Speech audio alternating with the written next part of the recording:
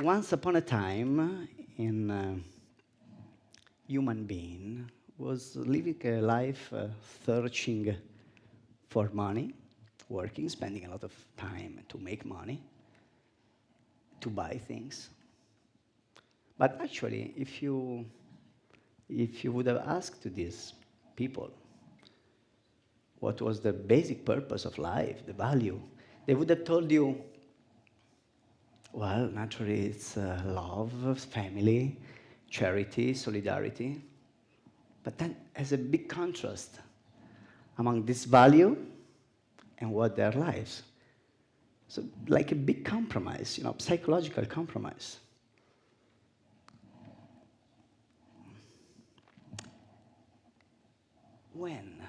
When they will start, teacher? How long we miss to teachers start to tell this story as the history of human being? When we start to realize there is a space between what we want and what we do. I start asking this myself. I think sooner or later everybody started. When I read the program here at the TED, and it's written about me as a marketer, I thought, well, actually, it's true. I've been a marketer for many years, doing this brainstorming in a huge advertising agency. I was working for Pepsi-Cola in New York, and trying to enter in the mind of the people in order to actually to sell them something, to convince from a teenager in Minnesota up to the manager LA, it's a huge target was just to drink a junk can of Pepsi. Or some other times we were, the nice of advertising that you always change product. So it's always new. You have a new target. Not people, target. Bam, I gotta catch you. I gotta sell you something. That's the point. It's not soul to soul, I just wanna know you. No, forget it. I wanna know you, yes. I wanna know your weak part, to arrive there and to sell you my product. Actually, it's not even my product, it's my client product. Well, I keep going, working on that for several years. And then, as more the strategies of communication strategies, they grow. But basically, there is one point, which is the basic of how we catch the target. It's the media. And among the media, everybody knows television is the media. I've been working here in Spain and in Italy in television, and I'd like to stress your attention on something I deem important. Sometimes people doesn't think about it, that in the prime time program, almost in any country, in the West at least, we have practically the same program, which is a TV show with naked girls and the stupid quiz that you can answer to a question and make a lot of money. Well, it's studied. That thing has been studied very carefully. Because, in that time, you go home, you're tired after a day working, you dinner, you sink on the sofa, and that's you are. A very easy target to catch. You're weak in that time. It's easy to get you. That's a prime time because then the TV station can sell to his sponsor the number of people, the audience, how to get this audience. Naturally, and I can't give him a documentary or something very difficult, so I'm playing with the basic animal instinct. So why? Naked woman? Yes. Naturally, all the men, you see a nice girl, everybody knows.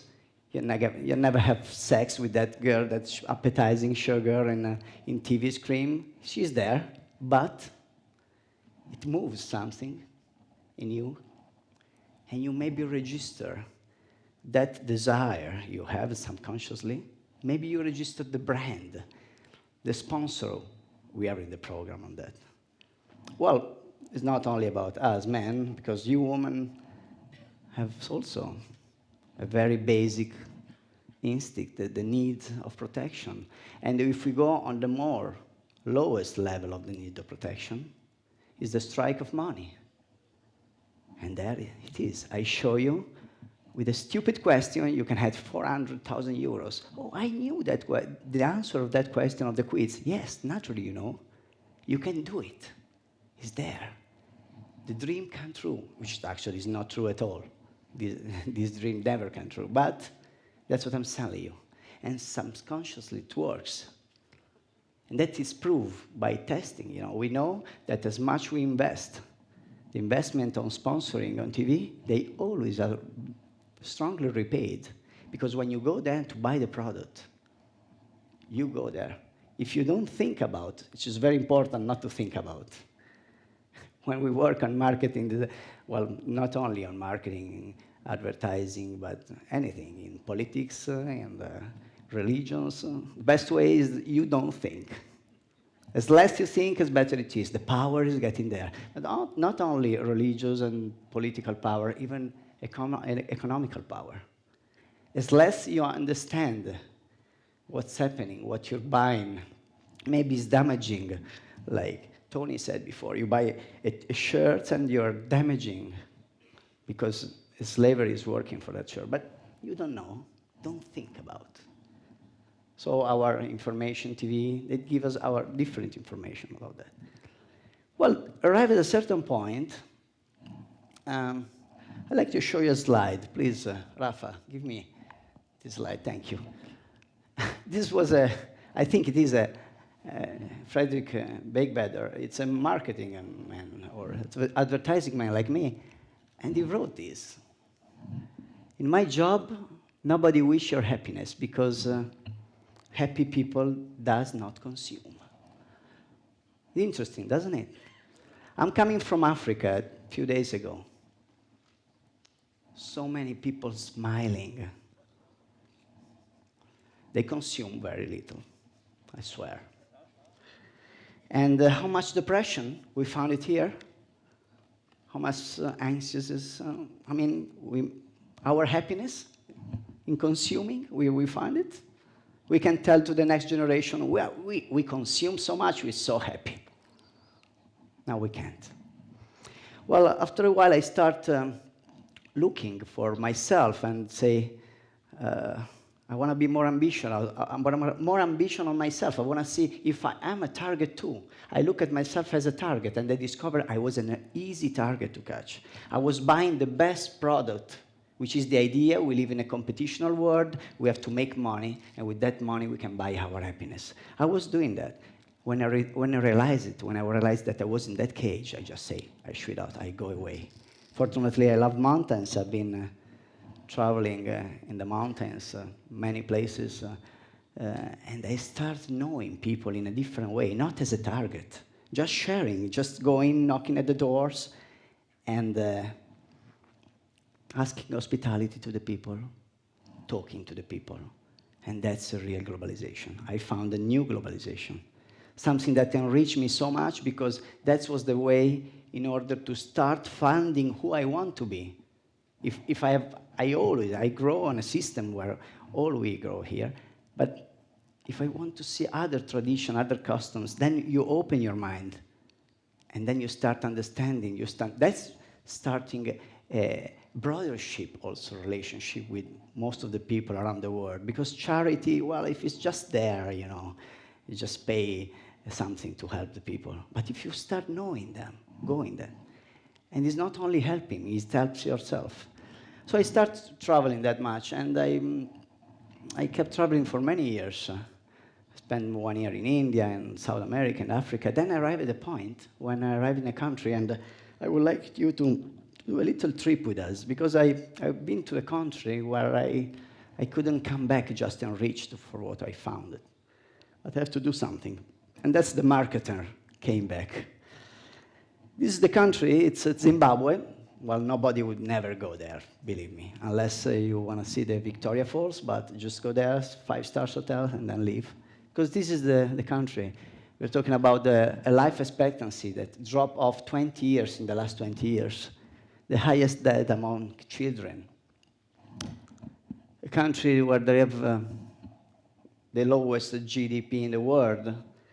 We got collapsed, 5 million inflation, collapsed the economy, all the save of the population get lost. Electric energy, still now, a few hours a day. We don't know when the government have the money to pay. 90% of the population live under the threshold of poverty. This picture, I'm sorry, are very bad. I just took it with a little camera. See, this woman goes, that's a rich woman there, because they have shoes and is going to sell on the market. You see the little baby there. They always bring this little baby. They never cry.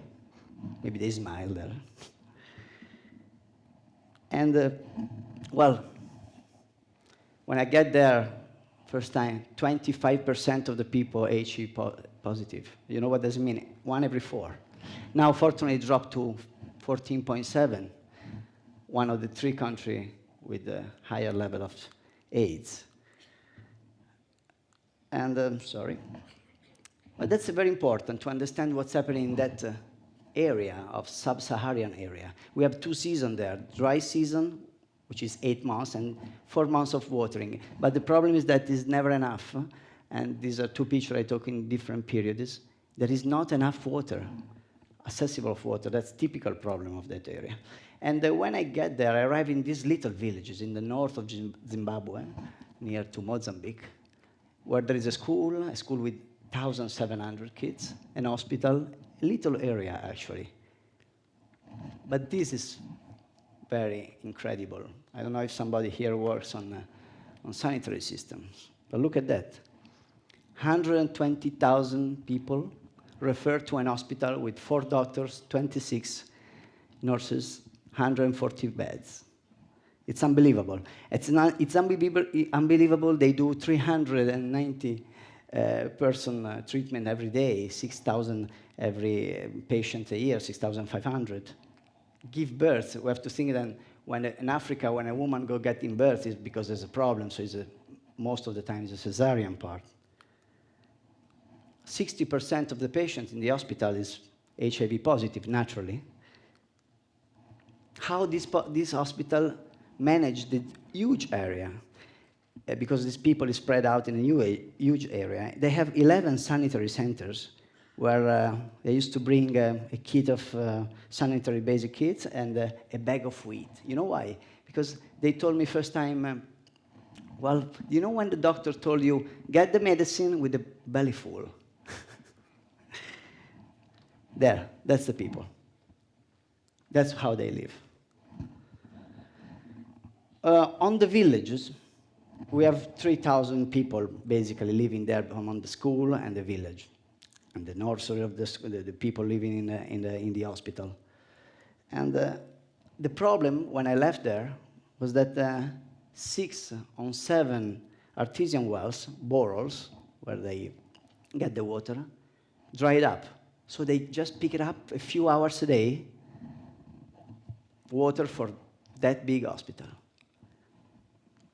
Okay, marketer came back. I came back to Italy, I said, what can I do? I'm not an engineer, I'm not a doctor, I'm not a nursery. Where I'm, what do you say, Antonio? Cerla?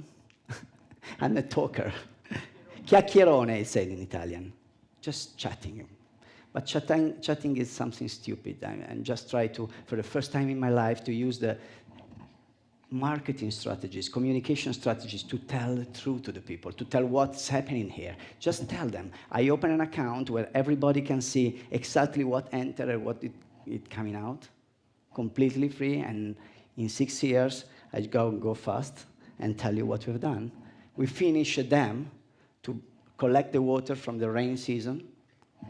They were doing the ancient Roman Empire. It's not that big, but we did it with just people working there, very easy because we have no instrument. We finished the dam. We brought the tube at the hospital, which is 1 kilometer from this dam. We built a plant system to potabilize the water. And finally, last year, we could analyze. We've been back in Italy analyzing the water, and we discovered we're giving them, because the water is very dirty. You see, it's coming from raining season. It's very turbid water, dusty water. And we potabilize water, which is much better than what is sold here in the West. But look at this. How many people knows here? Did you heard about this? The most grave epidemic in the whole Africa in the last 11 years. Among 2008, 2009, 96,000 people get infected by cholera. More than 4,400 people died in 6 months. Well, this hospital covers one of the 10 districts of Zimbabwe. And we have, in all the districts, 19 deaths and 160 infected. That's the power of water. You know, everybody knows cholera is coming because of drinking dirty water. That's the power of water. So thousands of lives saved just because we did this. You know how much it costs a Porsche?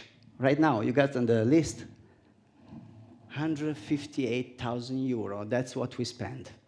Well, actually, all our job is volunteer. Naturally, all the engineers going there is volunteer.